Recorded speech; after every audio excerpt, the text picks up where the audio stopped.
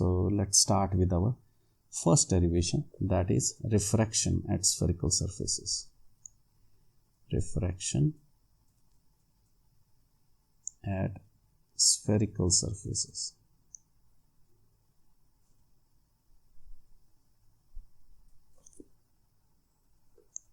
So basically what is happening in refraction at spherical surface is, you have a spherical surface like this.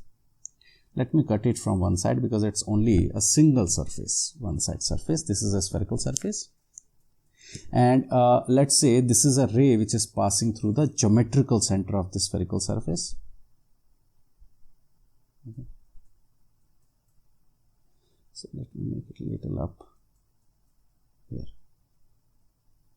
Okay. Let's say on this spherical surface there is one object which is placed. And let's say this object is placed at O. And when it is going, this is N1 and this is N2. Provided N2 is greater than N1. This will be used in the next derivation, that's why. N2 is what? Let's say glass. N1 is what? Let's say air. So light rays are going from air to glass. And when they are heading, they are going this side and this will make a here and final image I. Let's draw a normal. So normal will be perpendicular to this surface and it will go and hit on the principal axis at which point? Always at the center of curvature. So center of curvature rays are like this, we know that. They are like this, going and passing. Okay, they go undeviated. This is, and they fall on the surface perpendicularly 90 degrees. This is center of curvature. Now before we proceed to this, there are few assumptions we have to keep in mind while solving. First assumption is, for small angle approximation, tan theta will be always nearly equal to theta if theta is less than 10 degrees. So if angle is small, tan theta is nearly equal to theta. First thing. Second thing, if I make a perpendicular, if I write it as M and N, and if I make a perpendicular from here, okay, this is my perpendicular here and let's call it as P. Then we will say that NP is negligible, and Mn is perpendicular to the principal axis. These are the assumptions you have to keep in mind to understand this. Okay. So if Mn is perpendicular, let me remove this P to avoid any confusions. So Mn is basically a straight line. Mn is a straight line. And if Mn is straight line, then let's take our triangles. So let me take my first triangle, triangle MNO. I hope you can locate it. MNO. In this triangle, tan of angle MON. Why sir tan? Because I have assumed that MN is perpendicular. If it is perpendicular, then MNO is a right angle triangle, and for right angle triangle we can use trigonometric identities. So tan of MON, that will be equals to MN upon ON. What is that? Perpendicular over base. Let's take another triangle, triangle MNC, that will be equals to tan of angle MCN, that will be equals to MN upon base is NC. Finally, the next one is triangle MIN, and that will be tan of angle MIN, that will be Mn upon Ni. I hope this is clear. Now, from small angle approximation, tan theta will be nearly equal to theta, so angle MON will be Mn upon ON. MCN will be equals to Mn upon Cn. And finally, Min will be equals to Mn upon In or Ni. This is our equation 1, this is our equation 2, this is our equation 3. Now we know that refractive index mu by Snell's law, sin I upon sin R. And refractive index mu is nothing but the ratio of N2, the second medium, upon the first medium.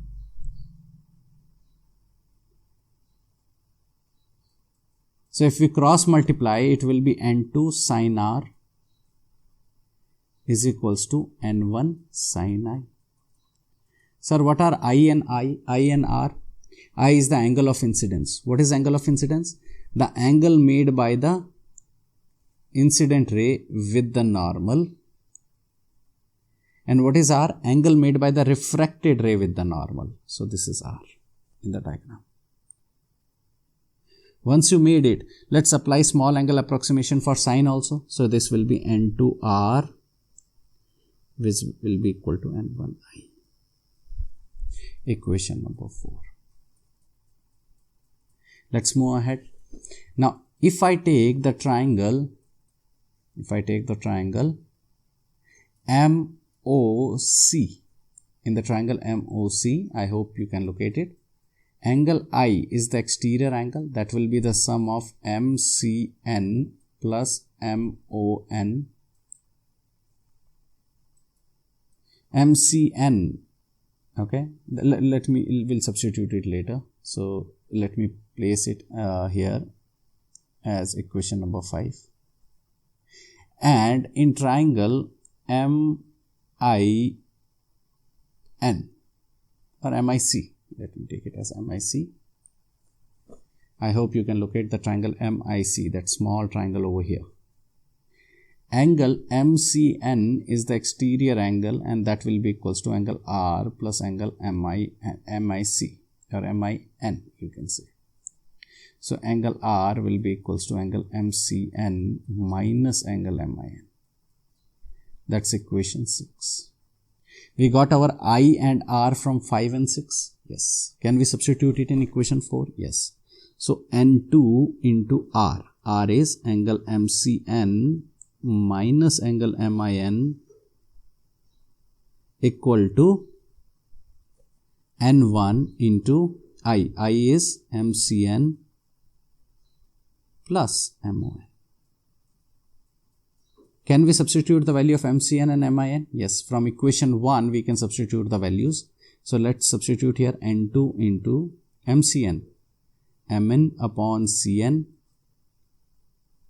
minus MIN, Mn upon Ni. That will be equals to N1 into MCN, Mn upon Cn, MON, Mn upon On. Now let's simplify further. So if you look at this, all of them have Mn in the numerator, so we can divide the whole equation with Mn. So what we left with? N2 into 1 upon Cn minus 1 upon Ni is equals to N1 upon Cn plus N1 upon On. I hope this is clear. Let's take this N2 upon Cn on the left hand side and N1 upon I on the right hand side. Let me take.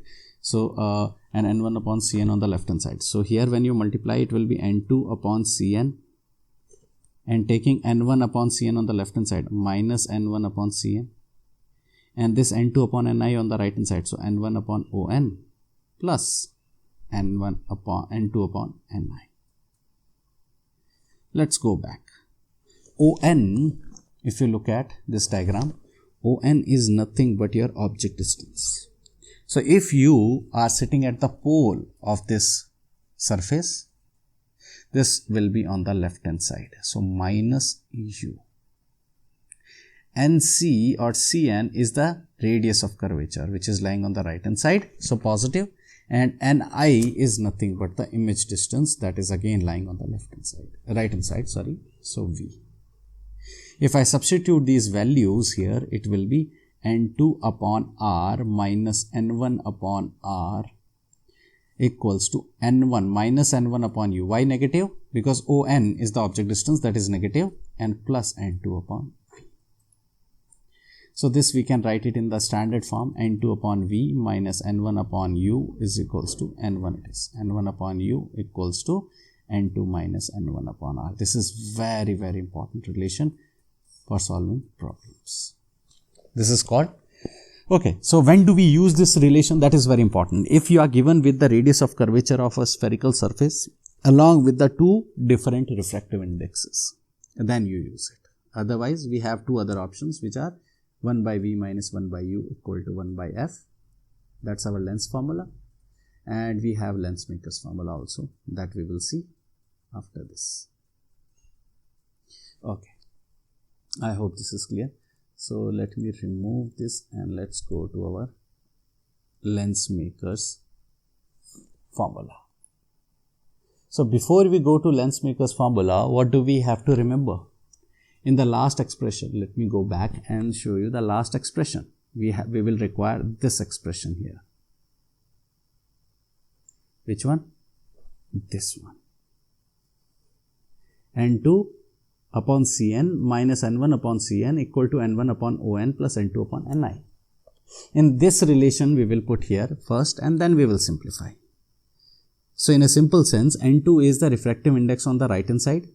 N1 is the refractive index on the left hand side. On is the object distance, Ni is the image distance, and Cn is the radius of curvature. So just keep in mind this thing. We will make use of this in our upcoming derivation. In the upcoming derivation lens maker's formula, you have to draw 3 diagrams. So let's see what are these. So our next topic is lens maker's formula or lens maker's relation. Let's take a simple convex lens. Try to understand the ray diagram. If you understand the ray diagram, things will become very easy. In this simple convex lens, what is there on the left hand side? So left hand side there is our air. N1. Here glass, here air. Now not only glass, you can choose any other medium also. Okay. Okay. Now we put here object O, and this object O is forming a final image at I. Final image is formed at I.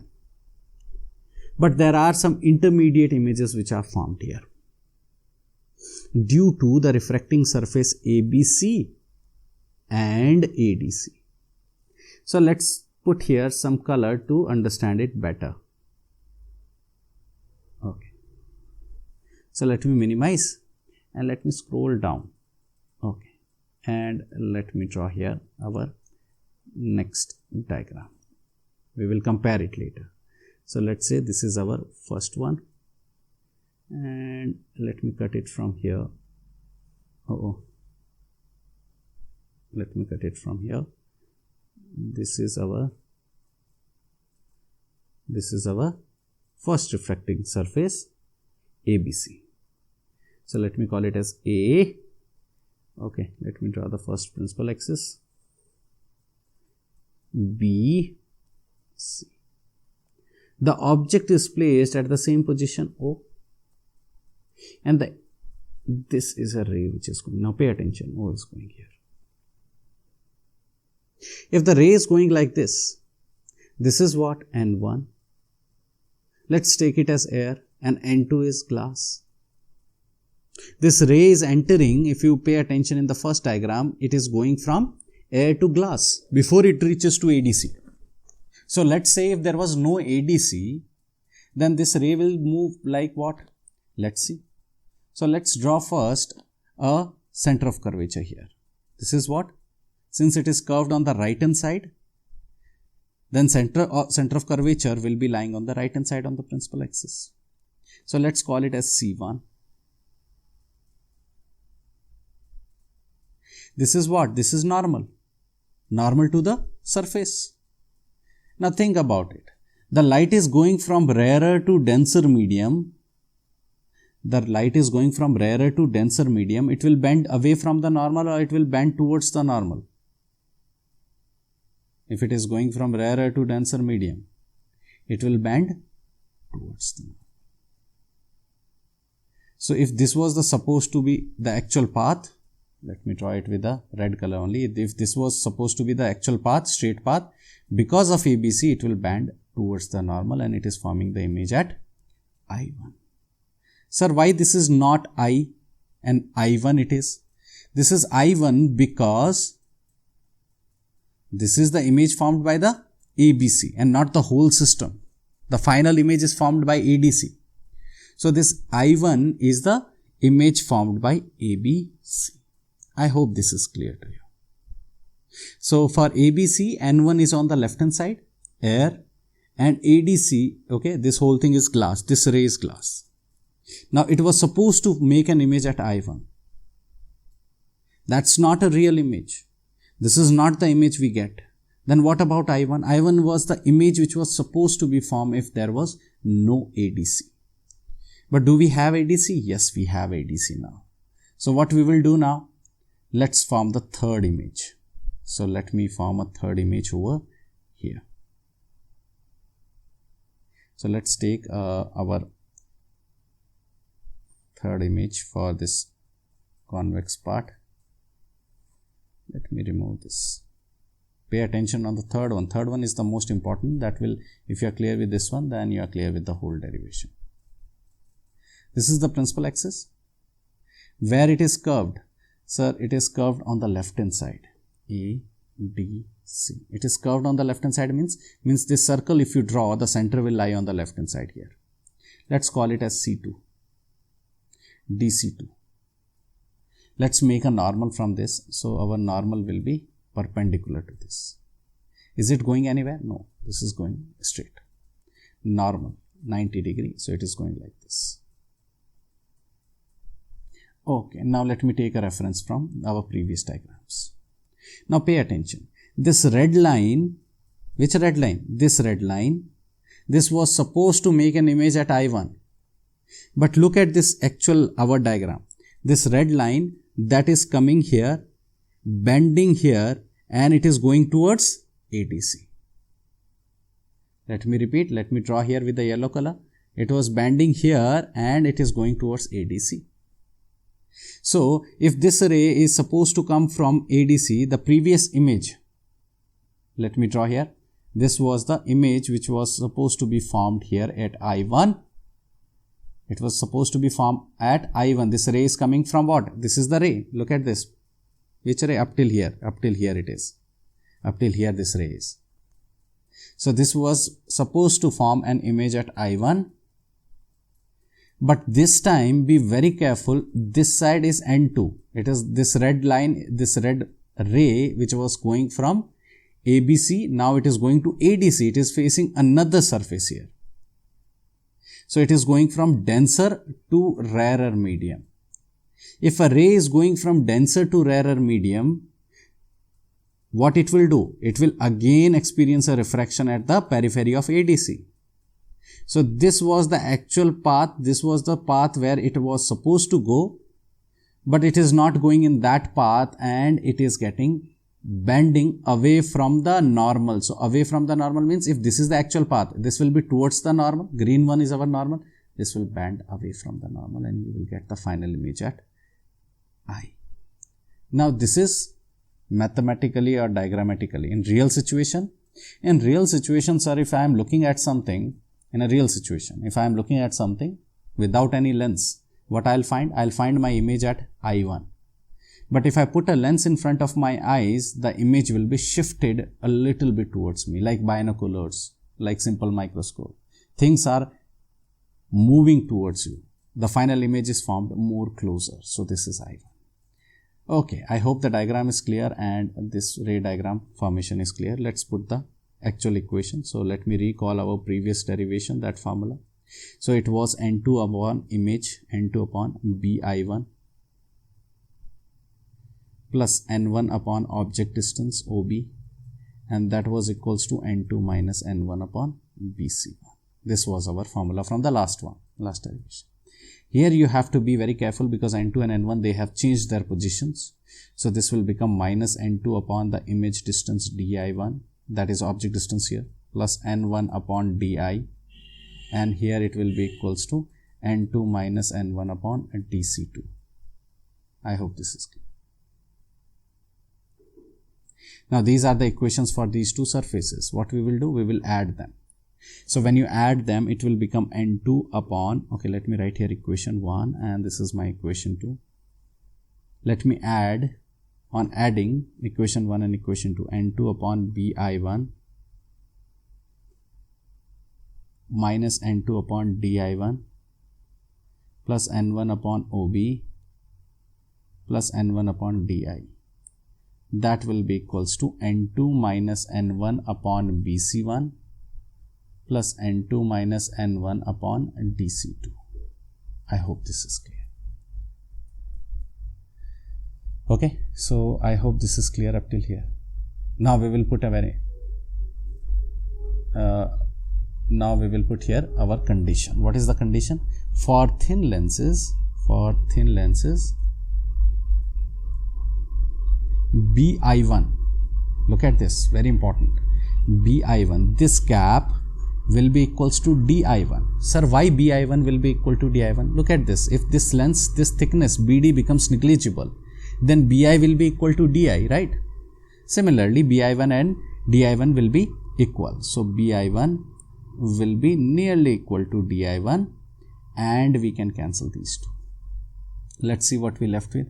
So we left with N1 here, common, 1 upon OB plus 1 upon Di, and that will be equals to N2 minus N1, 1 upon BC1 plus 1 upon DC2.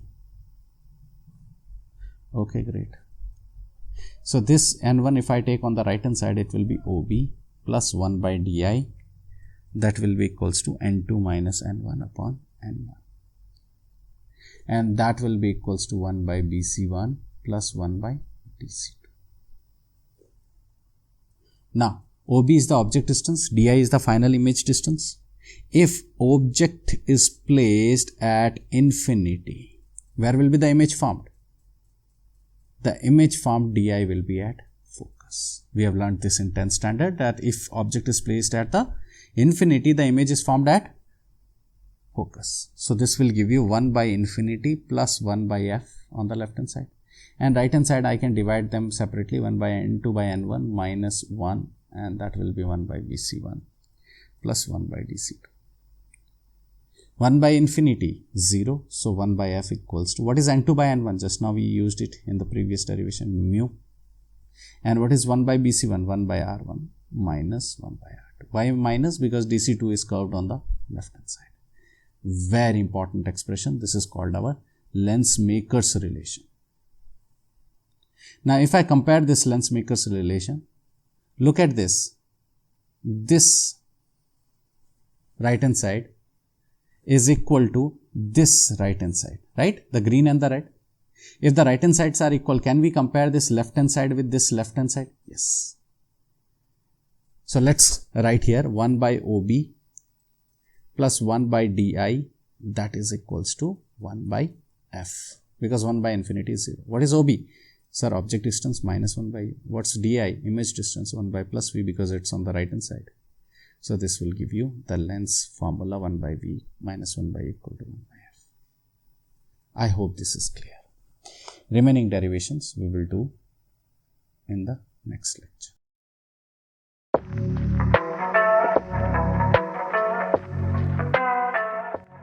So in the last lecture we did what? We did our lens maker's relation. Now we will do combination of thin lenses. So let me write here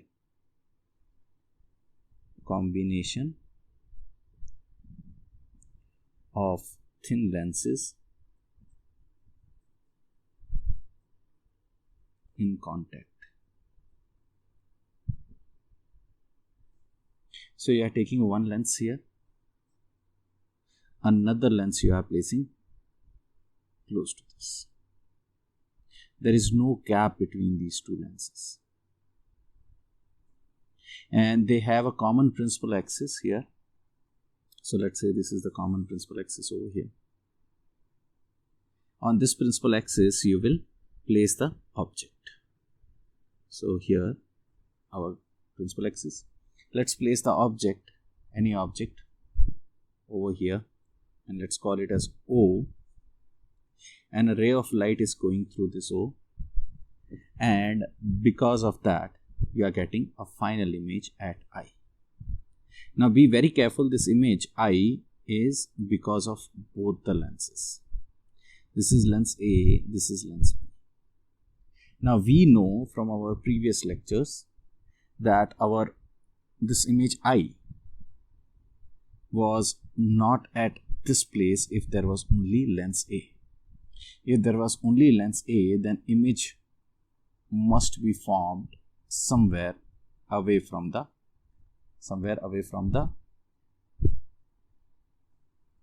current position. So here it will be I1. I hope this is clear. Now I1 is what? Intermediate image. The image which is supposed to be formed if there was no lens B.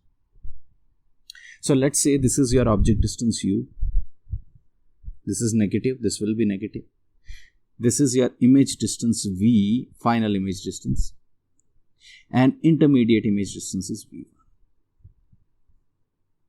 We will make use of very important concept here. Let's say the focal length of the first lens is f1 and the focal length of the second lens is f2. So what we can say for lens A, 1 by V minus 1 by U equals 1 by F. Lens maker's formula. So this will be 1 by F1 and this will be 1 by V1. What is 1 by V1? The image formed by the first lens. This is our equation 1. Now we know that the image formed by the first lens that acts as an object for the second lens. Let me repeat. The image formed by the first lens that acts as an object for the second lens. So for lens B, 1 by V minus, this is what? This is the final image, 1 by V1. Why 1 by V1? Because this is acting as an object for the second lens, equals to 1 by F. This is equation number 2. If I add equation 1 and equation 2, 1 by V1 will cancel in both the cases and you left with 1 by V minus 1 by U. That will be equals to 1 by F1 plus 1 by F2. Now what is 1 by V minus 1 by U? That is your combined focal length 1 by F. That will be equals to the sum of individual focal lengths 1 by F1 and 1 by F2. Now what we have learnt as power. Power is inverse of focal length. So here 1 by F is nothing but P, and the combined power of these two lenses will be the sum of the individual powers of these two lenses. Now if there are n thin lenses, n means any n number of thin lenses, then the combined focal length expression can be written as 1 by F will be equals to 1 by F1 plus 1 by F2 plus ... 1 by Fn. Similarly, the combined power can be written as P1 plus P2 plus ... Pn. These are the two important expressions while solving the numericals. I hope this is clear. Let's move to our next part, that is prism. So our next topic is prism. Let's draw the diagram for prism. So let me draw a prism over here. Let's say this is my prism. Okay. Let's draw it here. Let's name this prism as A, B, and C. Let's draw an incident ray here. So this will be incident ray here. A ray which is going and hitting the face AB. This is incident ray AB. Okay, incident ray. And let's draw the normal. Normal means perpendicular to the surface. Which surface? AB. So this is perpendicular 90 degree to the AB, normal, at the point of incidence. This ray will go parallel to the base. And let's draw here our perpendicular here to the surface AC.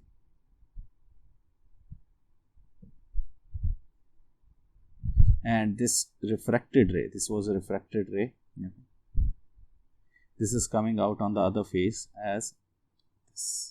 Since it is going from denser to rarer, it will bend away from them.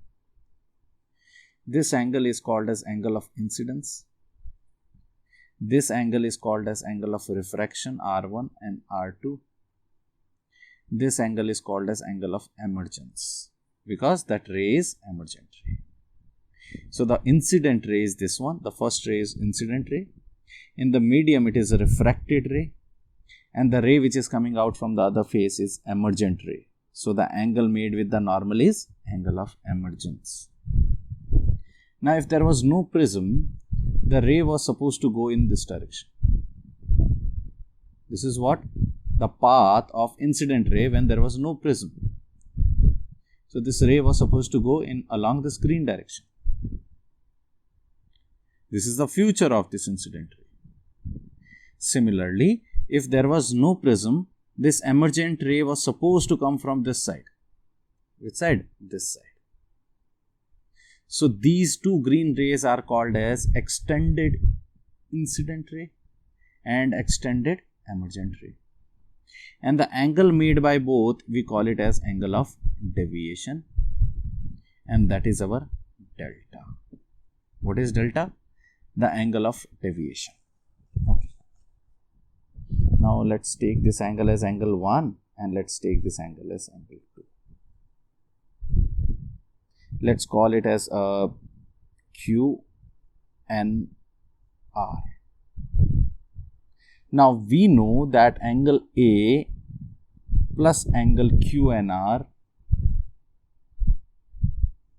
is equals to 180 degree. Sir, why so? Because AQ and R is a cyclic quadrilateral. The sum of its opposite angles will be 180 degree. Now, if we look at the triangle Q and R, in this triangle Q and R, angle R1 plus angle R2 plus angle Q and R is equals to 180 degree. Now, if I substitute here, the equation 1 and equation 2, if you compare, right hand side both has 180 degree and Q and R is common. So, what can we say? We can say that angle A must be equal to angle R1 plus R2. Let me repeat, if I compare equation 1 with equation 2, then right hand side both has 180 degree. One factor is Q and R, so the other factor must be equal. Angle A is equals to angle R1 plus angle R2. This is your equation number 3. Very important. We will make use of it later. Now, if you look at the diagram, angle I, that is equals to angle 1 plus angle R1. This angle is equal to this complete angle, vertically opposite angles. And angle E is equals to angle 2 plus angle R1. Again, vertically opposite angles. I hope this is clear. And delta is the exterior angle, so it will be equal to the sum of interior angles, angle 1 plus angle. Yes, this exterior angle is the sum of angle 1 plus angle 2. Now, how can you find angle 1? From the first equation here, angle 1 will be equals to angle I minus angle R1, and from here angle 2 is equals to angle E minus angle R2. This is R2. There is a slight mistake. This is R2. Let's substitute this value of angle 1 and angle 2 here. So our del will become equal to angle I minus angle R1 plus angle E minus angle R2. Now this del will be written as angle I plus angle E minus angle R1 plus angle R2. Great. Now if we look at equation 3, R1 plus R2 is nothing but angle A. So we can substitute here del is equals to angle I plus angle E minus angle A. I hope this is clear. This is your del, angle I plus angle E minus angle A. This is equation number 4. Let's move to our minimum deviation condition. Minimum deviation condition. So minimum deviation condition will be, for minimum deviation condition, what are these conditions? Angle I must be equals to angle E. Angle R1 must be equal to angle R2, and that is angle R. Both are equal to any particular angle R. And del we will call it as dm. These three conditions are known as minimum deviation conditions. Let's use these conditions and substitute in equations. So if I substitute this condition in equation 3, from 3, angle A will be equals to angle R plus angle R. So angle A is equals to twice of angle R, and angle R will be equals to angle A by equation number 5. And if I substitute this in our equation 4, so from 4, del will become dm. I and E both are equal, so angle I plus angle I minus angle A. So this I can write it as dm plus angle A is equals to twice of angle I, or we can write it as angle I is equals to dm plus angle A whole divided by, this is our equation number 6. So what is the objective of this whole derivation? The objective of this whole derivation is to figure out refractive index. What's a refractive index? Sin I upon sin I. So let's substitute here I. So I is nothing but dm plus angle A whole divided by 2, and R is nothing but sine angle A by 2. This is called the refractive index of this prism. I hope this is clear. Any doubt? Speak. Then I'll go for the next few derivations of this chapter, the last few derivations.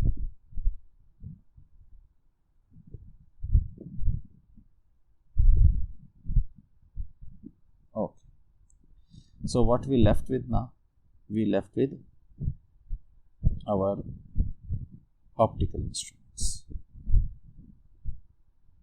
So optical instruments, we have simple microscope, compound microscope, and telescope. Telescope doesn't have that much of derivation, but only simple and compound microscope. Most importantly, compound microscope. To understand compound microscope, let me explain you the simple microscope initially. So let's say I am looking at any object. Let's say this is my object, and this object here, this has any height h. So let's say this is the object having height h AB, and this is placed on the ground. So let's say this is the ground. This is the ground, horizontal ground on which it is placed. And I am looking at this object from any point, let's say this one.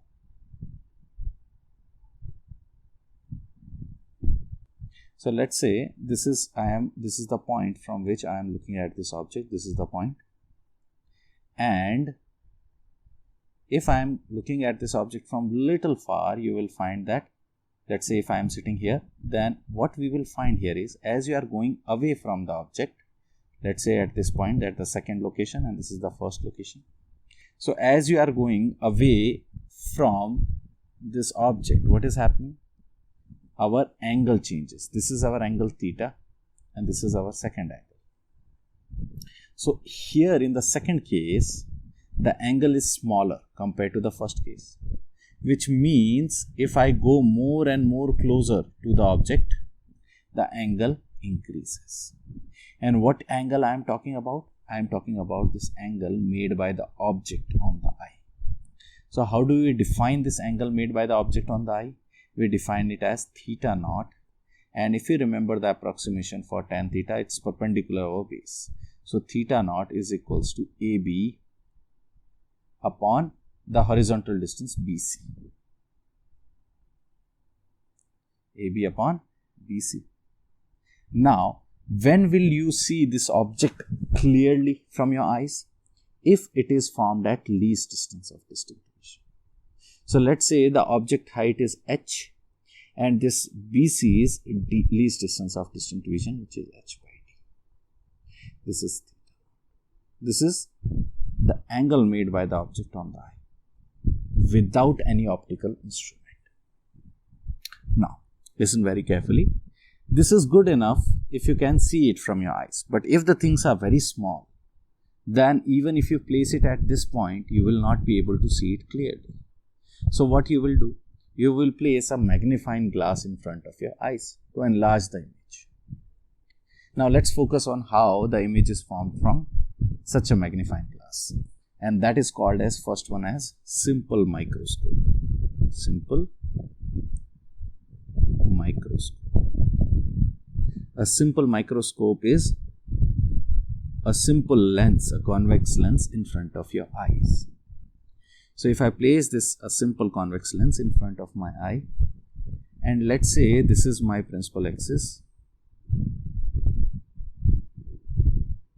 then on this principal axis, let's place any object. Which object? The same object AB. AB is placed here, and I am looking from the right hand side here. Okay. So let's see what kind of image is formed here. So we know any ray which is going, let me draw here ray diagram, any ray, okay. What's the important condition to place? This object must be placed between focus and the pole. Why? Because from 10th standard we have learned that if the object is placed between focus and pole, the image will be enlarged. Virtual and erect and enlarged it will be. So we want enlarged image. So here if I draw a ray which is passing from this object, it will go to the lens and it will pass through the focus here. We know this. Second ray, let's draw it, which is passing through this object and the pole. So let me draw it like this, a little like this, which is passing through the object and the pole. Okay.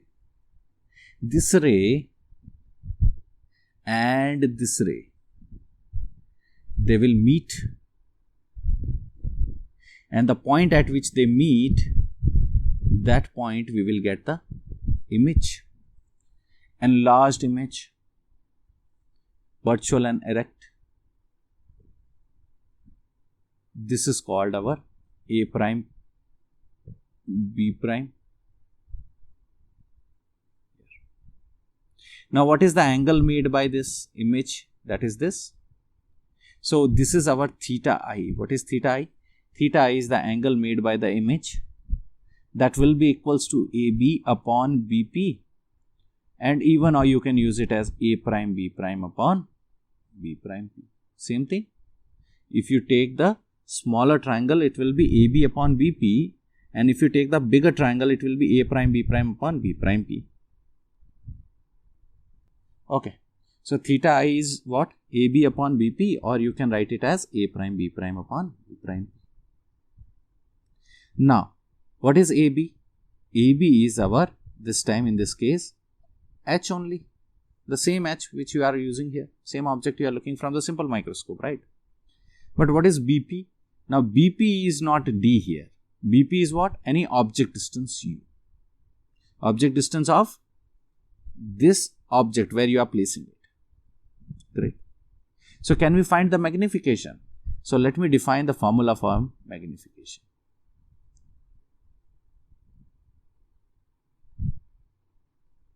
Magnification basically here is angular magnification and not linear magnification. Linear magnification we know, okay, what it was? It was V by U, correct? Here it is angular magnification. that is angle made by the eye, angle by image on the eye upon angle made by the object on the eye. Now what's the angle made by the image on the eye? Theta I. What's the angle made by the object? Theta O. That will be equals to, what is theta I? H by U whole divided by H by D. So this is D by U. This is your magnification. Now this magnification has two cases. One is, these two cases are, let's take it here. This is very important. If you are given with D and U, you can use directly this formula. But sometimes they give you a special cases.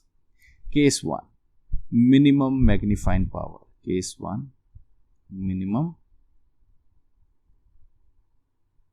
magnifying power.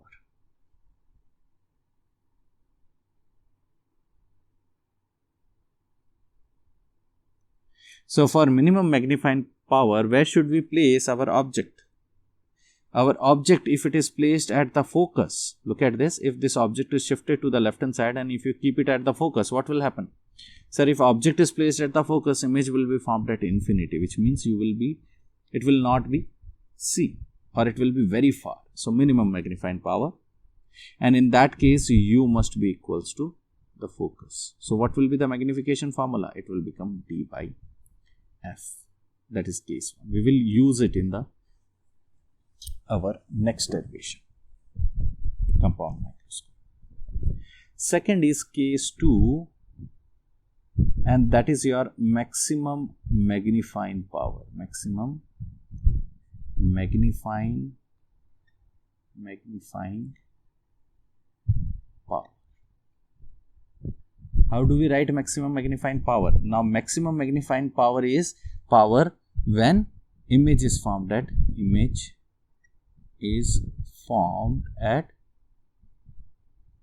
D, least distance of distinction. So let's use our lens formula to figure out where will be the object should be placed to get this. So let's use 1 by V minus 1 by U equals to 1 by U equals to 1 by F. And now if I place here D minus 1 by D, why minus? Because it is on the left hand side. Minus and minus, that will become plus 1 by U. Why plus? Because object is also on the left hand side, equal to 1 by F. Let's multiply the whole equation with minus D. That will become plus 1. That will become minus D by U, and that will become minus D by F. Let's take that on the left hand side, 1 plus D by F, and on the right hand side it will be plus D by U. So this D by U is nothing but magnification. So this implies magnification is 1 plus D by F. This is very, very important outcome. That magnification will be, in case of a simple microscope, 1 plus D by F. What is D? Least distance of distinct vision, and F is the focal length of the lens which we have used. Any doubt, speak up.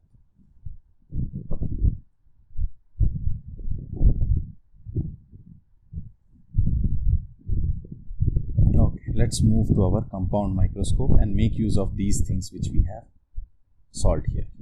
So let me just minimize it. Okay, and go that side, and let's use the concept of compound microscope. Now before we go to compound microscope, the question is, sir, why do we need a compound microscope? We need a compound microscope because of this limitation which you can see here. 1 plus D by F. If your focal length will keep on decreasing, your magnification will keep on increasing because it's inversely proportional, you can see. But if focal length will keep on increasing, the overall value will be decreasing. But we need a large magnification so that we can magnify small things also, smallest as possible. But this F, being very small, has a limitations. You can't go beyond a particular value of focal length, very small value of focal length. So what you do, now you combine two lenses. And these two lenses are combined in such a way that this is smaller one and this one is bigger. And they have a common principal axis as usual. So let me write here compound microscope and put a line here so that you don't get confused. So this is compound microscope. Two lenses. We place the object close to the first lens, hence it is called as objective. We place our eye close to the second lens, hence it is called as eyepiece. And if you place any object here,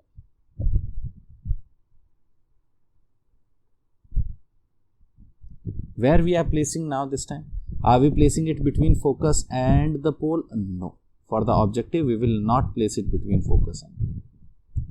Why? So that the image will be formed on the right hand side of the lens, and that image we want. So let's say the image is formed here on the right hand side, and this is the ray here which is passing through this, and they are meeting. This is the location where we are getting our image formed by the objective.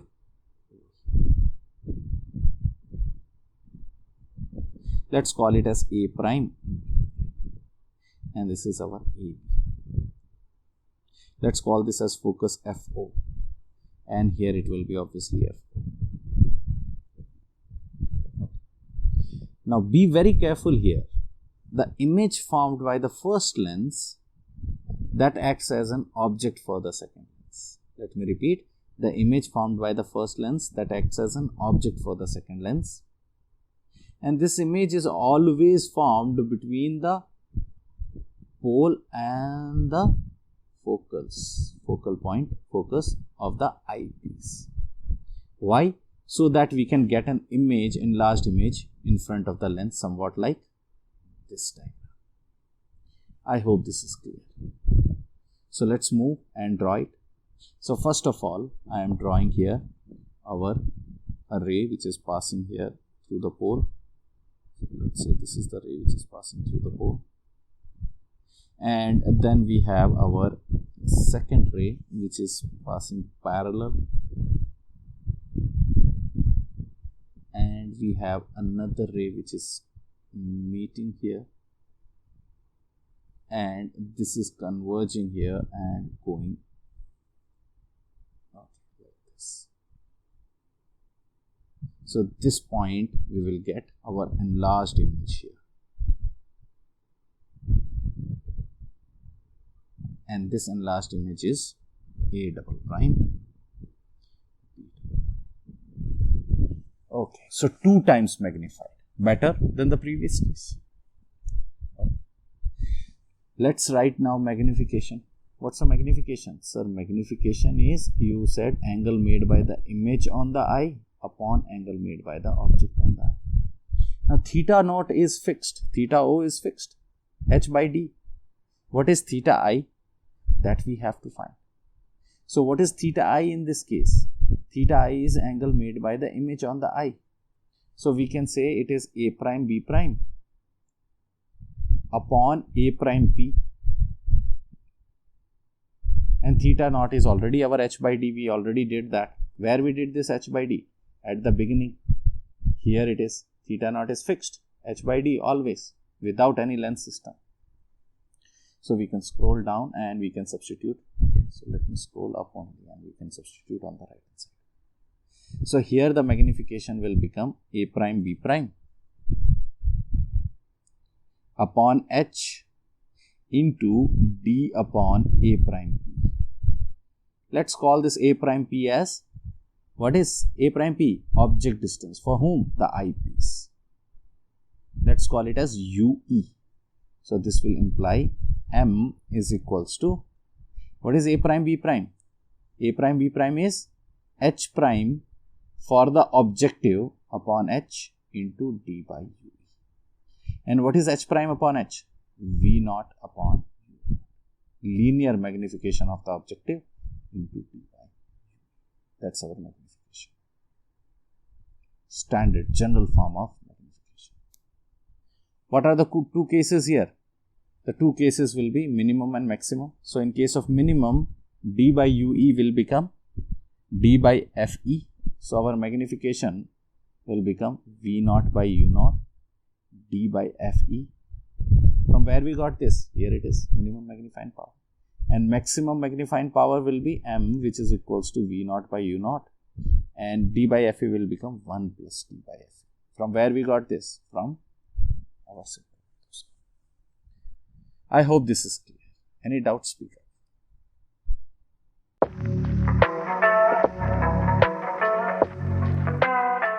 So first one is reflection using Eigens principle of light.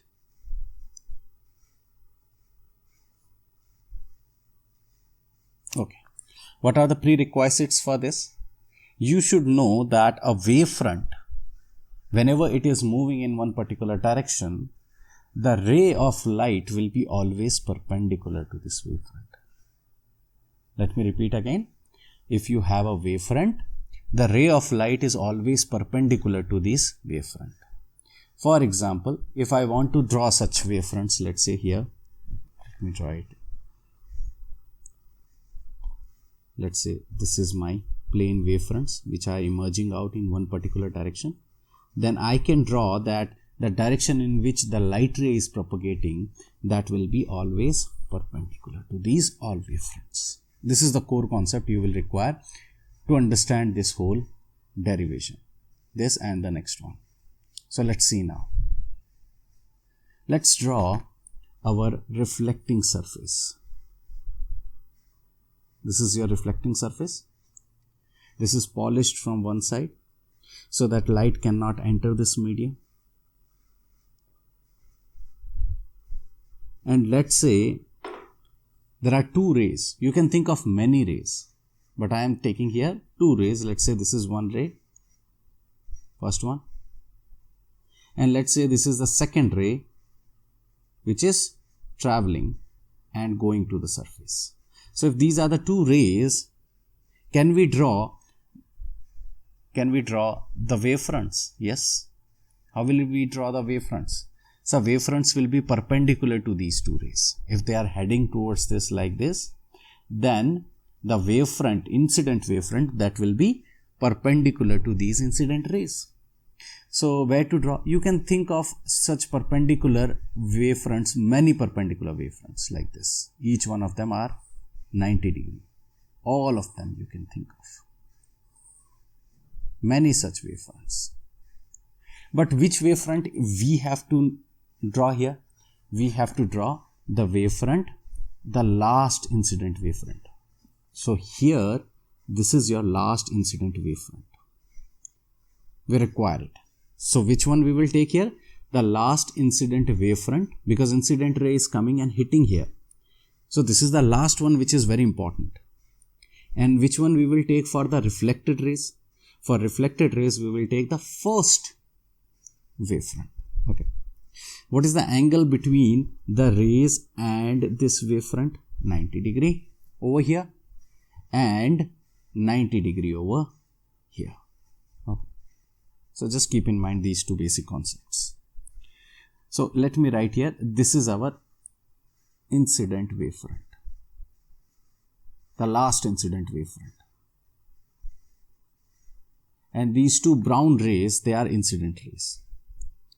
Now if I make perpendicular here, if I make perpendicular over here, this is the perpendicular. Perpendicular to whom? Perpendicular to the surface, to this surface. Let me write here, this is my 90 degree over here. What is this angle? This angle is angle of incidence. What is angle of incidence? The angle made by the incident ray with the normal is called as angle of incidence. Okay, great. So, we also know that this angle is 90 degree. Which angle? This red angle is 90 degree. So, what will be this angle? This will be 90 minus I. If that is 90 minus I, then what is let me make it with the yellow color. This is I. I hope this is clear. Okay, great. Let's now draw our another rays, that is reflected rays. So let's make here our reflected rays as, if this is our I, let's make a reflected ray over here. Let's say this is our reflected ray over here. So this black ray I am making, but black I have already chosen. So let's make this red ray. This red one will be what? This is our reflected ray. Okay, fine. So similarly, I can think of a reflected ray over here also. And if these two are the reflected rays, can we draw our first reflected wavefront? Yes, we can. Where it will be? Make perpendicular to both the red rays. So if I make a perpendicular to both the red rays, it will look like this. 90 degree to both the red rays. You can make it perfect if you want, like this. Yeah, this is better. So this blue one is our what? This is our reflected wavefront. So let me write here. Here. Reflected wavefront. Now, let's use the same analogy. So if I want to make a perpendicular over here, this is the normal to the surface. This is our normal, right? So if this is normal to whom? Normal to the surface. Which surface? The orange one. The orange one, which is our reflecting surface. So what is this angle? This angle is R. If this is R, what will be this angle? Over here, up till here. This will be 90 minus R. Why 90 minus R? Because the blue line and the red line, they are perpendicular. Sir, why they are perpendicular? Because the rays are always perpendicular to the wavefront, and the blue one is the wavefront. And the red one is the reflected ray, and blue is the reflected wavefront. So both will have a 90 degree. So that is 90 minus R. But we know that this complete angle here is 90 degree. So what will be this angle? This will be R. I hope this is clear. Okay. This is your ray diagram. Once you have drawn the ray diagram, everything is done. Now let's name it. Let's take this as M, and let's take it as N. Let's take it as A. Let's take it as E. Let's take it as C. Let's take it as B. Okay. Look at the triangles. Triangle A, E, C. And the triangle ABC. What is angle AEC? Sir, AEC is 90 degree. Why 90 degree? The red one is the reflected ray, and the blue one is the wavefront. So both will have 90 degree. AEC is 90 degree. What is angle ABC? ABC is also 90 degree. So AEC from the first triangle is equal to ABC of the second triangle. Yes. Okay, great. Secondly, AC is common in both. AC is common in both.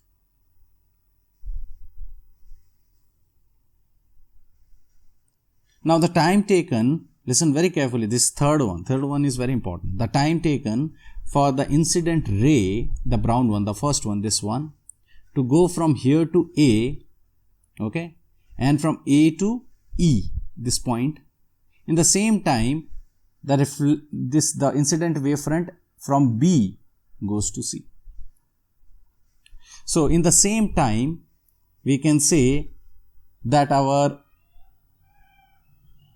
AE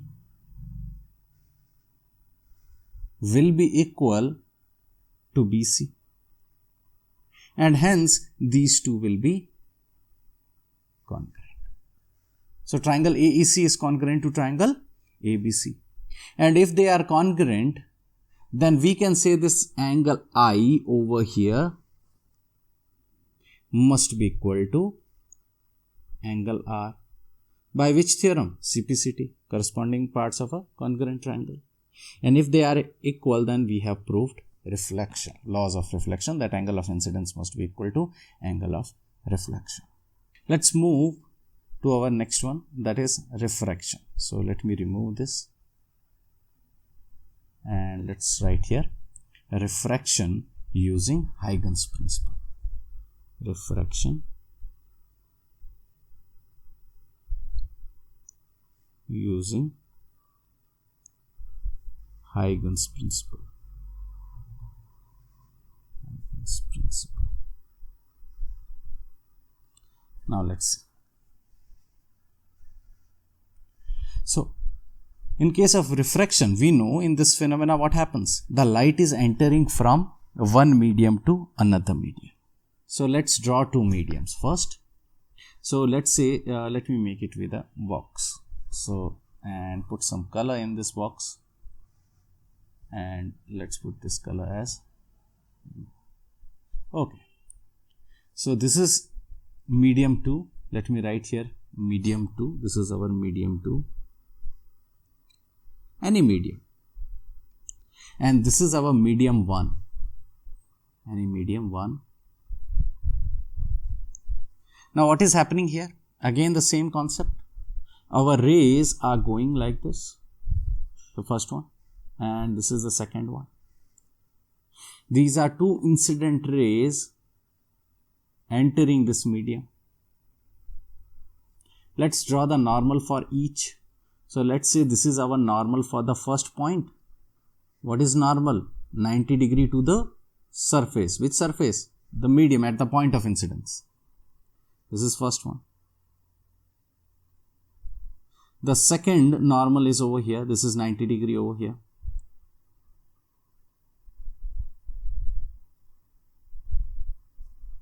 So what is this? This is angle of incidence over here. We know that. Angle of incidence. And if I make our incident wavefront, how it will look like? Recall.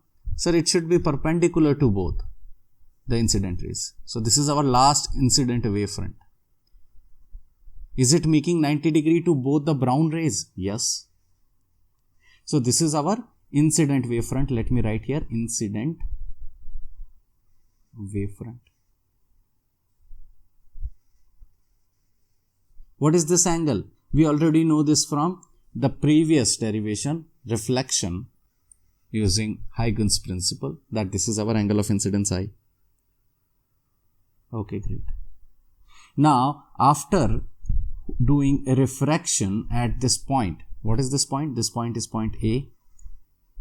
This point is C. Moment it enters the medium, it will bend towards the normal. But be very careful now. Why very careful? In the first medium, the speed of light is v1. In the second medium, speed of light is v2. Is our v1 equal to v2? No. Is v1 greater than v2? Yes. Is v2 less than v1? Yes. So when it enters, it will bend towards the normal because we are going from rarer to denser medium. Medium 1 is rarer and medium 2 is denser. Secondly, if you call this as our first ray, incident ray, and this is our second incident ray, the first incident ray is going from this point to point A. In the meanwhile, the second one is reaching at this point. Let's call this point as B, at point B. The second one, when it enters from B to C, in the same time, let's say the time taken by this is T. In the same time, this is going from A to this point, let's call it as E. The distance BC, is it equal to AE? No. Why it is not equal? Because the speed of light is different. Time is same. Time taken for the light ray to go from B to C is same as time taken for the light ray to go from A to E. Okay, great. Can we draw the refracted wavefront now? Yes. So the refracted wavefront will be perpendicular to both. So this is our refracted wavefront. Let's make it perpendicular here. Okay. Okay, great. So if this is I, what will be this? This will be angle of refraction. We already know that. How? Just now we did in the previous derivation. So what will be our BC? BC distance will be speed is equals to distance over time. What is distance equals to? Speed into time. What's the speed in the first one? V1 t. And AE is what? V2 into t. Great. Now, since this is 90 degree, sir, why this is 90 degree? The wavefront is always perpendicular to the rays. And here also it is 90 degree. Let's take the first triangle ABC. In this triangle ABC, what will be our sine of I? Using trigonometric identities, sine I is perpendicular, which is BC, upon hypotenuse, which is AC. Next is triangle AEC, that is sine R, that will be equals to AE perpendicular over hypotenuse, which is AC. And then if I divide this equation 1 with equation 2, what will I get? I will get sine I upon sine R. That will be BC upon AC and AE upon AC. AC cancels, you left with BC upon AE. What is BC? Just now we have done. BC here is V1t. So let's write here sine I upon sine R. That will be equals to V1t over V2t. And T cancel, so we left with V1 upon V2. And V1 upon V2, the ratio of velocities of the light in the two mediums, that's nothing but the refractive index. So hence we have proved that our refractive index mu is sin I over sin R. That is our Snell's law. This was our refraction using Eigens principle. Okay, let's move to the superposition principle now. So, the superposition principle, let's start. Let me write here. Before we go to superposition principle, we require coherent sources. What do you mean by coherent sources? Coherent source of light is those sources which produce light waves having same frequency, same wavelength,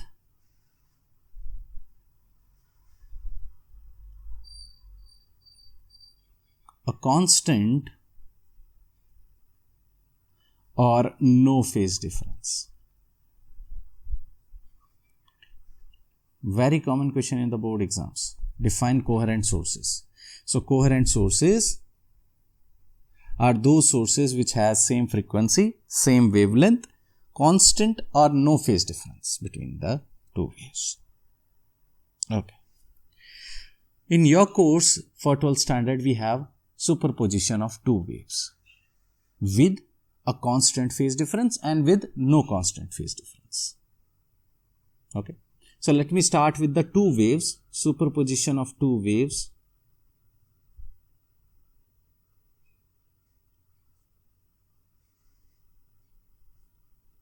With no phase difference. Let me be very careful. Here we are dealing with coherent sources, which means the first wave, let's say it is like this, the second wave will have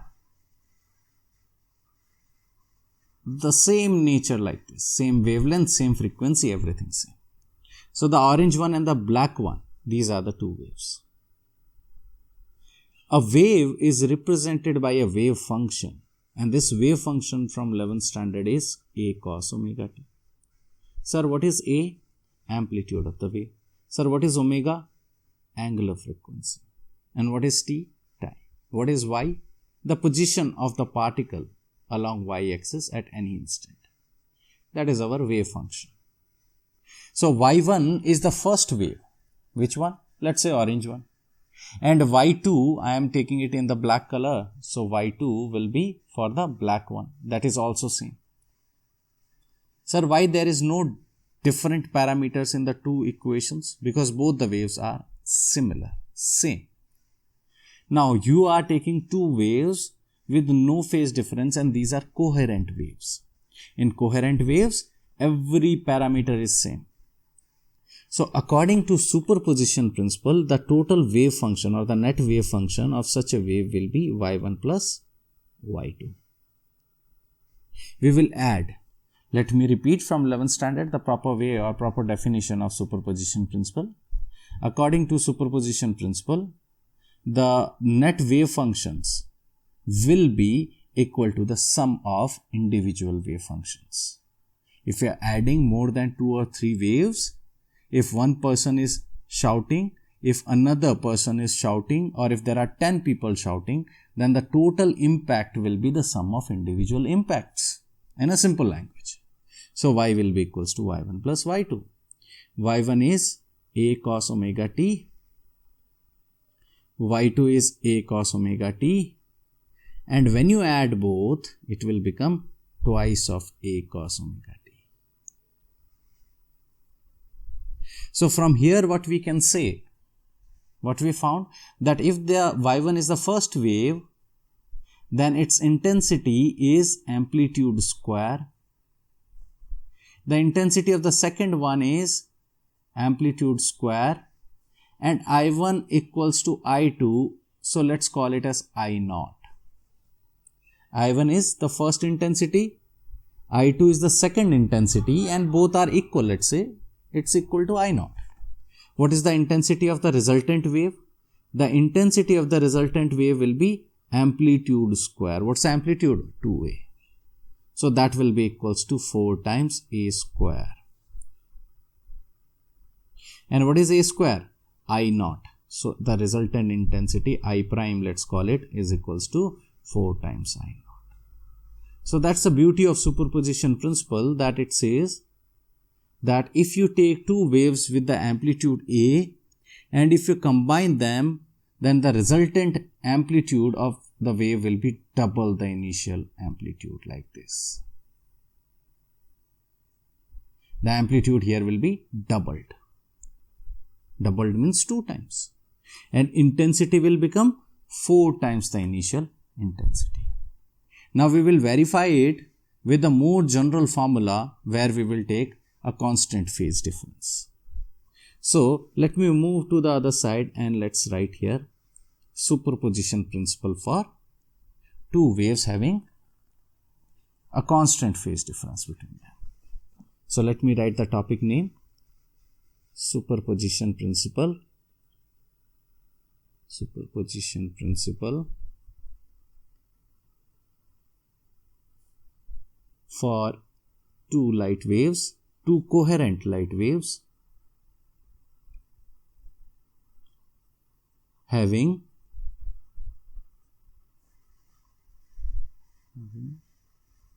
a constant phase difference between them.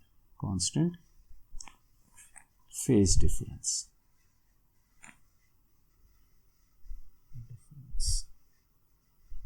So let's see here. If you are taking the first wave, y1 is equals to a cos omega t, and second wave I am taking y2 as a cos omega t plus phi. What is phi? The phase difference between the first and the second. And now if you are adding such two waves which is having a constant phase difference, then what happens? Let's see. Then the superposition principle says y equal to y1 plus y2. That will be equals to a cos omega t plus a cos omega t plus phi. Let me be very careful here. We can't add them directly because one is cos omega t and another is cos omega t plus phi. So cos A plus cos B, you can't add them directly. You will have to use an identity. So let's write it as A cos omega t plus cos omega t plus phi. Now let's take the identity here, cos A plus cos B, and that will be equals to twice of cos A, this is from 11th standard, A plus B by 2 cos of A minus B by 2. And this we can write here as A 2 times cos omega t plus phi whole divided by 2 and cos omega t minus omega t plus phi by 2. Let me repeat again. A is nothing but omega t, this one, and B is nothing but omega t plus phi, which is this one. And I have placed it in the above identity. So let's take that 2 outside. So 2a cos omega t plus omega t, twice of omega t plus phi whole divided by 2, and cos omega t minus phi whole divided by 2. Now cos is an even function. Remember that from maths. So cos minus theta is cos theta. So 2a cos phi by 2 I am writing in front. And the second parameter I am writing here as cos omega t plus phi by 2. Now this parameter, the one which is written in the black, that parameter is having a time dependency. So that is, if you compare it with our actual wave equation, that is a cos omega t, if you compare it, then the red part is called the amplitude of the wave. So what is this 2a cos phi by 2? That's the amplitude of the resultant wave. Sir, why do we trust you? Because if there is no phase difference, if we go back to our initial derivation, if there is no phase difference, in that case, this is first case, for no phase difference, what we have solved in the first case, phi will be equal to 0 in that case, and y will be what? 2a cos 0 upon 2 cos omega t plus phi by 2. What is cos 0? Cos 0 is 1. So that will be 2a cos omega t plus phi by 2. Now, what's phi here? I didn't substitute here phi. Phi is 0. So 0 divided by 2 is 0. So let's remove this part, and here we left with this. So this is 0. So 2a cos omega t, which is verified over here. Now, this is first case. Second case is very important, and this is called our what? This is called our constructive interference. We will talk about interference in the next lecture. Constructive interference. Next is our destructive interference, and second case is destructive. Destructive interference. Now, what's the condition for destructive interference? A crest is falling on the trough, or the trough is falling on the crest, or in terms of phase difference, phi is pi or 180 degree. So if I put 180 degree in our resultant equation, y will be equals to 2a cos 180 over 2 cos omega t plus 180 over 2. Now what is 180 over 2? 90 degree. And what's cos 90? 0. 0. If it is 0, then multiplied with the whole equation, the resultant at that point is 0. So waves will cancel each other at those points. So in case of constructive interference, waves are combining together and resultant is maximized. There it is minimized. Now what is the intensity of such a wave? Intensity of such a wave will be 2a cos phi by 2, that is the amplitude, whole square. So often in the board exams they ask you to figure out the resultant intensity of such a wave. So 4a square cos square phi by 2. Done.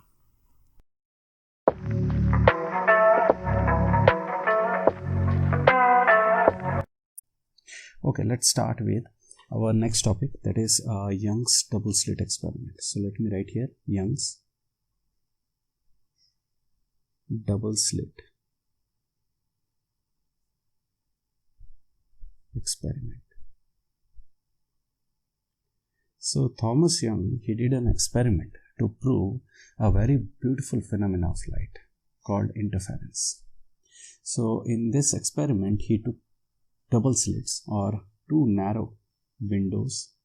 So let me take here one and the second one. These windows are not like ordinary windows. These slits are very small. How much small? The size of the slits are nearly comparable to the wavelength of the light used. So this is S1, this is S2. Window 1 and window 2. We have a source of light. What kind of source? Obviously coherent source. What are coherent sources? The sources which have same wavelength, same frequency, same phase difference or constant phase difference. So light waves which are coming from the source, they are heading towards the two slits, and this is one screen. Any ordinary wall or a screen where you can see the pattern which will be formed here. Now I have introduced in the previous lecture what type of pattern and what is constructive and destructive interference. But before we go for constructive and destructive interference, let me remind, in the last lecture I gave a condition. What is the phase difference for constructive interference? The phase difference phi for a constructive interference was 0 degree. For a destructive interference, the phase difference must be 180 degree. This is the angle, phase difference. But what is the path difference? So we will call that as x. Path difference for constructive interference must be n lambda. And path difference for destructive interference must be n plus half lambda. These conditions we will put at the end. So let's say there is a light wave which is going from slit S1 and hitting at any point on the screen. Another wave is going through S2 and hitting at any point P on the screen. And at point P, we will find a constructive interference. So we will put this condition at the end of constructive interference at point P. Now let's say the separation between the two slits and the screen is this. This is the gap between the slit, where the slit is placed and the screen is placed. And what is the distance this? Let's keep this distance as capital D. So this is our capital D. The separation between the two slits, let's take it as small d. This is the separation between the two windows. Now from the center, let's say this is the geometrical center of these two slits. And this geometrical center is at any point O. Let's name it as M, this is as N. So OP, let me assume that OP is X. X is how much? OP. So OP is X. What will be my OM? OM is D by 2. And ON must be D by 2. The separation between the two slits is MN, that is D. So OM is D by 2 and ON is D by 2. Okay, great. Let's take the triangles now. So let me take now first triangle. The first triangle is S1PM. Now in this S1PM, my S1P square, Pythagoras theorem, hypotenuse square equals to PM square plus S1M square. Great. Now what is PM? PM will be equals to OP minus OM whole square plus S1M square. I hope this is clear. Now what is OP? OP is nothing but X and OM minus D by 2 whole square plus S1M, that's capital D square. equation number 1. Next is, let's take the second triangle S2PN. So S2PN, again using the Pythagoras theorem, S2P square is equals to Pn square plus S2N square. Now what is our Pn? Our Pn is PO or OP plus ON whole square plus S2N square. So OP is how much? X, and ON is how much? D by 2 plus D square. This is your S2P square. Equation number 2. Let's subtract equation 2 and equation 1.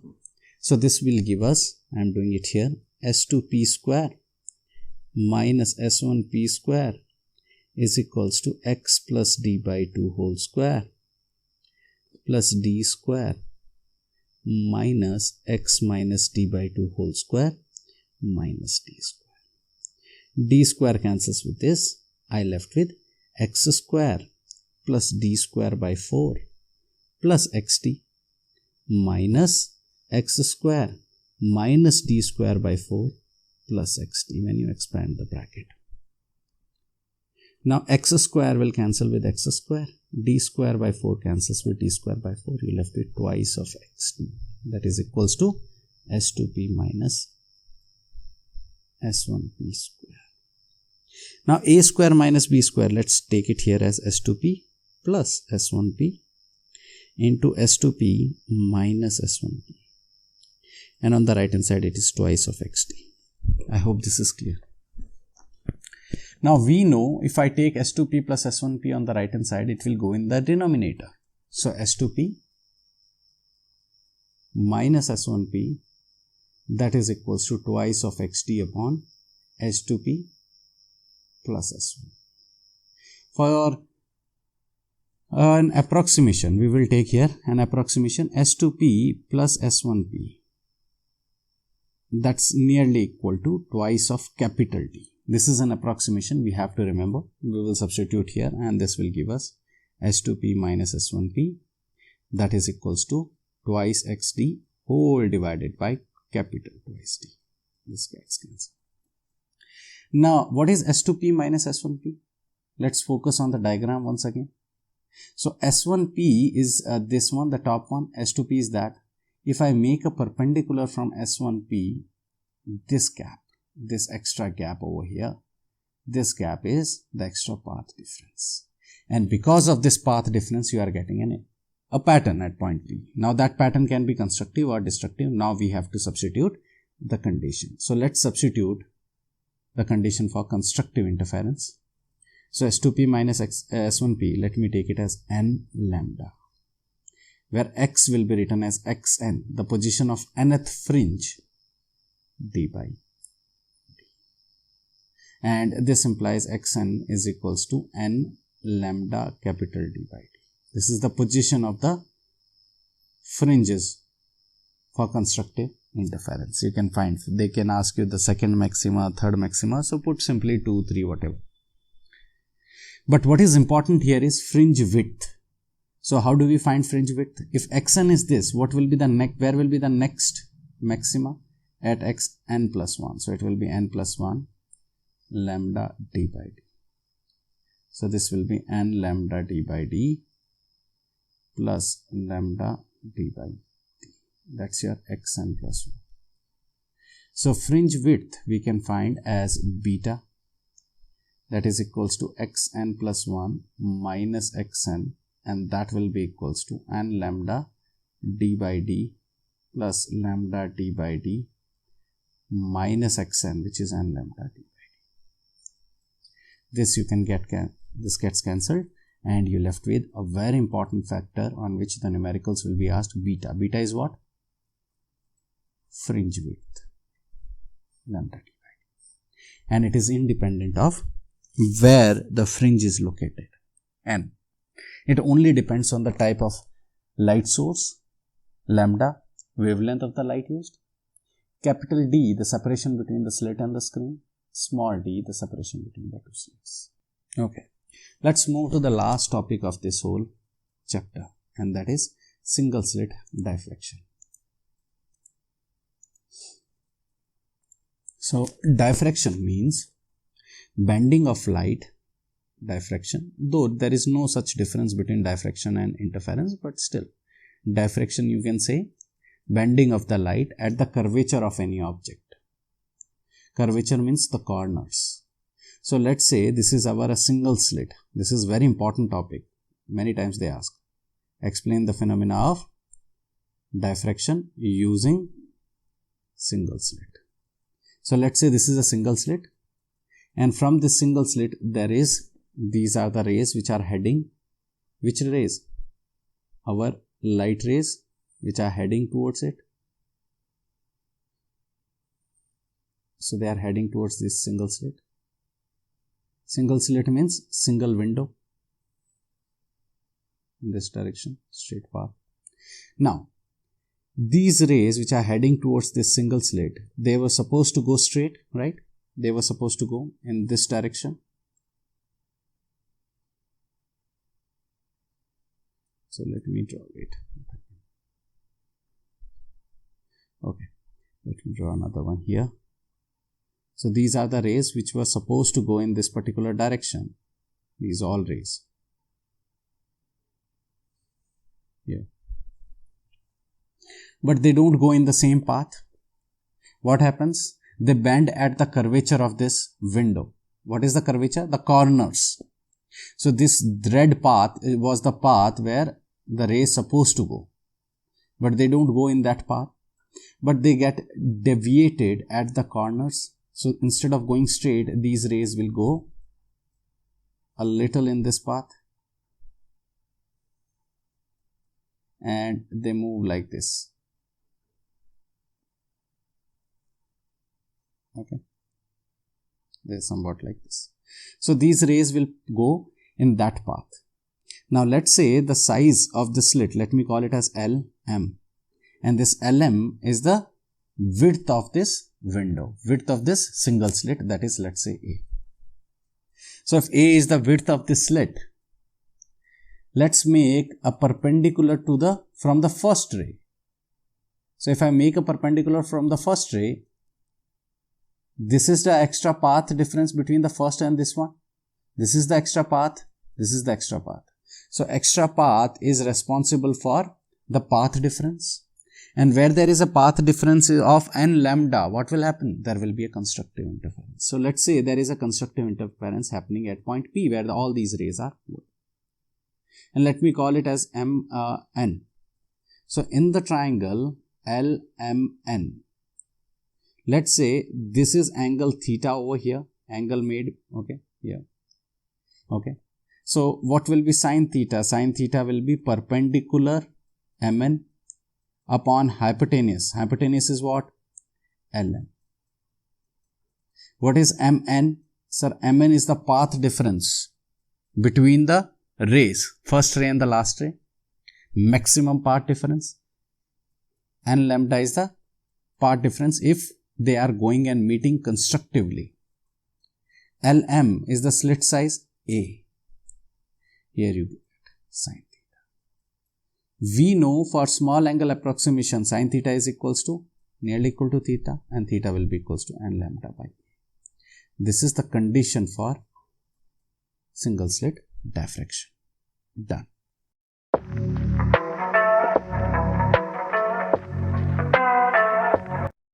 Okay, let's start with the first derivation in the chapter, atoms.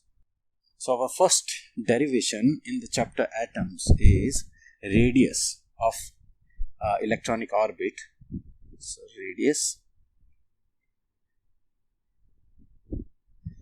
of the electronic orbit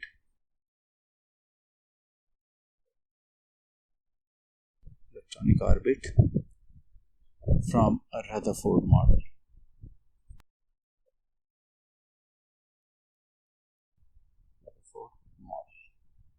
Let's see what's there in that. So,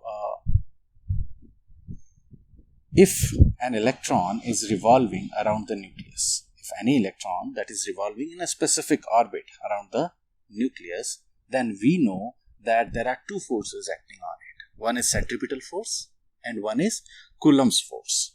Let's say this is the nuclei of an atom and an electron is revolving around it in a circular orbit. Okay. Then this electron will experience two types of forces on it. One is centripetal force and one is Coulomb's force. Okay. Now the centripetal force from 11th standard, we know that it is equals to mv square by r, where m is the mass of the electron, v is the velocity with which it is moving, linear velocity, r is the radius of the orbit, and that is equals to Coulomb's interaction. What is Coulomb's interaction for hydrogen orbit? Coulomb's, let's say this is having one proton, so that will be 1 by 4 pi epsilon naught. The charge on the nuclei, that is E for a hydrogen atom, and charge on the first orbit, first electron, E, upon the separation, which is r square. So it is mv square by r, which is equals to E square upon 4 pi epsilon naught r square. Now we can cancel one of the r and take the other r on the left hand side. So if I take this r square on the left hand side, this will form r square equals upon r equals E square upon 4 pi epsilon naught mv square. So r, which is the radius of this orbit, can be written as E square by 4 pi epsilon naught mv square. This is the first expression, which is very important. This is the radius of the orbit, first orbit of hydrogen atom. And if we cross multiply, the velocity square will be equals to E square upon 4 pi epsilon naught r. So v will be equals to, when you take the root, it will become E, and that will become 4 pi epsilon naught r under root. So from here we get very important outcome, that we can see from both the expressions that radius of the orbit and the velocity, they are inversely proportional. Okay. So inversely proportional in a sense that if you increase the orbit, which means if you go for the outermost shells, if the electron is moving in the outermost shells, its linear velocity decreases because it is less tightly bound to the nuclei. So it is loosely bound to the nuclei, the external orbits or valence shells. Okay. So this is your expression for velocity. Now we got our expression for velocity and radius of the orbit. Let's find our energy of this whole system. So kinetic energy will be half mv square. Kinetic energy is half mv square. And what is potential energy? We know potential energy from our second chapter, K, which is 1 by 4 pi epsilon naught. Let me write 1 by 4 pi epsilon naught here. Q1, Q2 upon the separation. So let's calculate our kinetic and potential energy. Both energies are scalar quantities. So here you have to substitute the sign. If you look at this expression, here you didn't substitute the sign. Why? Because it was modulus. In Coulomb's law, this is in modulus. Okay, this is a vector quantity. I hope this is clear. So here the total energy will be equals to kinetic energy, which is half m v square. What is v square? It is written over here. So this can be written as E square upon 4 pi epsilon naught r. Plus kinetic energy, which is 1 by 4 pi epsilon naught. Charge on nuclei of hydrogen atom E. Charge on the electron minus E. Be very careful with the negative sign. So let's see what we get. This will be, now I have done a small mistake. I didn't write here m. There was an extra m also here. Okay, it's 4 pi epsilon naught r m. It is m I square. Okay, so let's substitute here m also. This m will cancel out with that m, and you left with E square upon 8 pi epsilon naught r minus E square by 4 pi epsilon naught r. I hope this is clear. Now let's take E square upon 4 pi epsilon naught common r. Here you left with half and here you left with minus 1. In case if you have not understood, let's multiply it back. So if you multiply this factor with half, you will get E square by 8 pi epsilon naught r, and with the other expression you will get it the same. Now half minus 1 is minus half, and that minus half, when you multiply the total energy, that for a hydrogen atom that gives you E square by minus 8 pi epsilon. And this is using Rutherford model. So using Rutherford model, this is the energy of hydrogen atom. Okay, the total energy. Now you can see here the total energy is negative. Negative total energy means that our electron and nuclei, they are bounded. I hope this is clear. This is the first derivation in the chapter atoms. Let's move to the second derivation. So our second derivation is energy due to Bohr model of atom. So we have just now found the energy due to Rutherford model, and let's write here what are the expressions we got in Rutherford model. So from Rutherford model we got R, that was equals to 1 by 4 pi epsilon naught E square by mv square. Second expression we got V, that was equals to E upon root under 4 pi epsilon naught mr. And energy, the total energy we got using Rutherford model as minus 1 by 8 pi epsilon naught E square by r. Let's move to energy using Bohr model of atom. So energy using Bohr model of atom. For hydrogen atom only we will find Bohr model of atom.